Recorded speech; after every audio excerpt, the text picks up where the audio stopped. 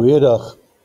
Gister het ons gepraat oor die pa en sy kinders in die huis, in die huwelik. Vandag gesels ons 'n bietjie oor die man in die huis. Jy man van die huis, is jou huis om Christus gesentreerd.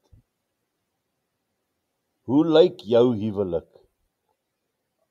As jou huis 'n huis is waar God eerste kom, sal dit nie net help om jou kinders se karakter te vorm nie, maar dit versterk ook joune.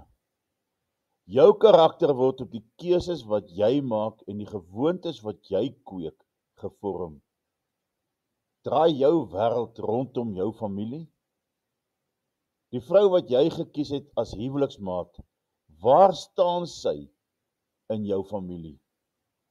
Hoor wat sê Predikers 9 vers 9, geniet die lewe met die vrou wat jy liefhet, al die dae van jou nietige lewe wat hy jou gegee het onder die son, al jou nietige dae, want dit is jou deel aan die lewe en aan jou arbeid wat jy moet verrig onder die son.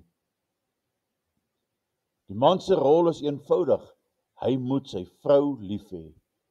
Hoe kan 'n man sê hy het sy vrou lief en haar dan aanrand, haar menswees afkraak met sy woorde, pornografie kyk, in drinkplekke rond lê? Johannes sê in 1 Johannes 3 vers 18, my kinders, laat ons nie lief hê met woorde of met die tong nie, maar met die daad en in waarheid.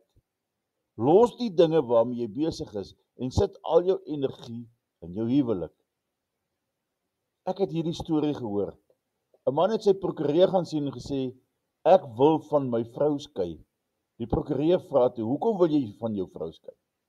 Hy antwoord, want ek het haar nie meer lief nie. En die prokureur sê, ek sê jou wat, kom ons ruk die mat onder haar uit. Spandeer die volgende 3 maande om haar soos 'n koningin te behandel.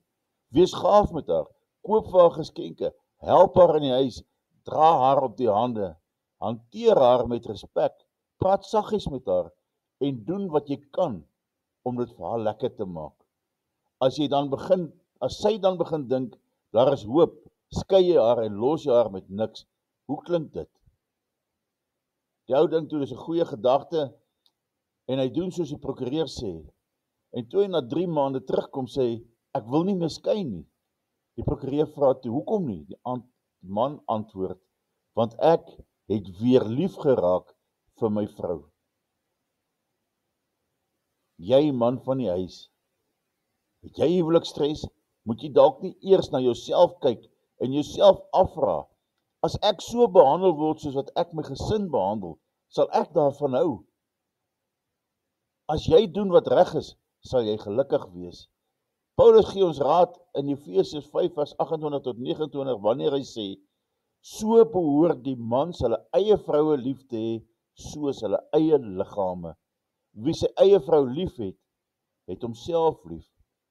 Want niemand het ooit sy eie vlees gehaat nie, maar hy voed en koester dit net soos die Here die gemeente.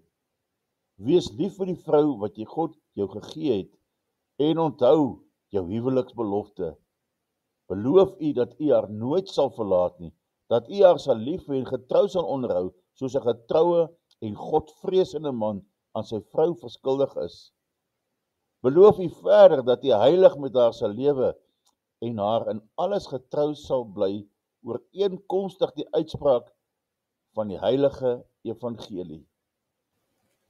Vader, ek bid dat u vandag en die week wat voor lê, alle man sal aanraak in die huwelik, dat hulle sal besef dat die huwelik deur u ingestel is en dat die middelpunt van die huwelik u sal wees.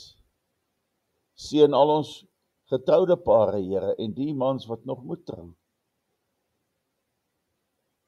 en wat gaan trou, dat hulle ook sal besef, Here, dat u die middelpunt is. Wees met ons dan ook so in ons huwelik, Here. In Jesus naam vra ek dit. Amen.